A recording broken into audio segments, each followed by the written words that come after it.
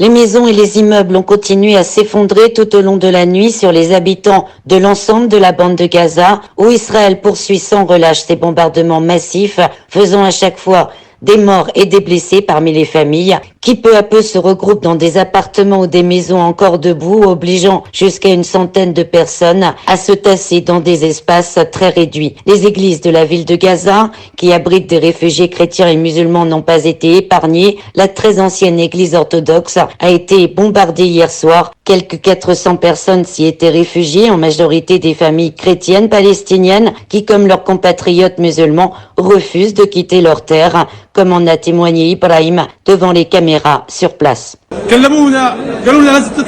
Ils nous ont dit partez vers le sud, mais on leur a dit qu'on ne veut pas partir de la ville de Gaza, on va mourir ici.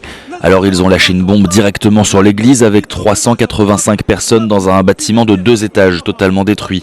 Et l'autre église proche avec 500 personnes, ils l'ont bombardée aussi. Alors que les pressions se font de plus en plus fortes pour forcer Israël à permettre l'acheminement de l'aide humanitaire et de médicaments à l'intérieur de la bande de Gaza, les tensions sont de plus en plus vives en Cisjordanie, où les forces d'occupation israéliennes ont mené une série d'incursions, notamment dans les régions de Hébron, Bethléem, Naplouse, ainsi qu'au cœur même de la ville de Ramallah, provoquant à chaque fois des affrontements avec les jeunes. Les clashs sont particulièrement violents ce matin dans le camp de réfugiés de Shoufat à Jérusalem. En Palestine, Valérie Ferron pour Média.